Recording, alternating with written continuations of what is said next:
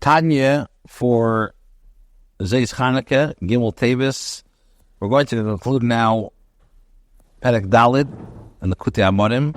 Alter Rebbe has been explaining that the levushim of the neshama, machshava dibur ma'aseh, when that machshava dibur ma'aseh is tapped into Torah, so then the machshava dibur ma'aseh is really higher than the neshama.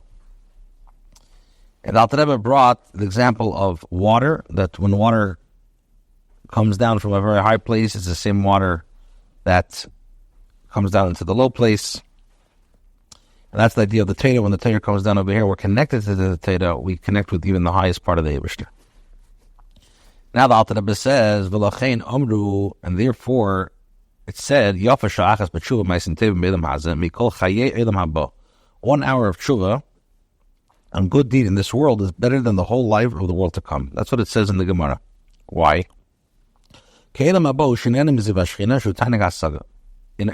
the world to come, that consists of enjoying the radiance of the Shekhinah. It is the pleasure derived from the comprehension of godliness. Now, no created being, even the highest spiritual being on the highest realm, even Malachim or Neshamis, can fully comprehend any more than a glimmer of the divine light.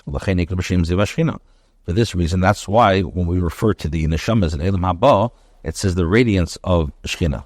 However, the essence and glory of Hashem, no thought can comprehend them at all. Only when it apprehends and closes itself in Torah and its mitzvahs, then it grasps and closes itself in God Himself. The Torah and Hashem are one. So the Maila of Torah and mitzvahs in this world over Elam Haba, in Elam Haba, the soul grasps only the Ziv Shekhinah. In this world, through Torah and mitzvahs, it's united with Hashem Himself. Even though the Torah is clothed in lowly material things, it's like illustration when somebody who hugs the king, embraces the king. There's no difference in the degree of his closeness, whether he embraces him in his closeness, whether he embraces him when the king is wearing one robe or many robes. Since the king's body is in them. So when a Yid embraces Hashem's wisdom in Torah, the fact that his wisdom is clothed in material robes doesn't matter.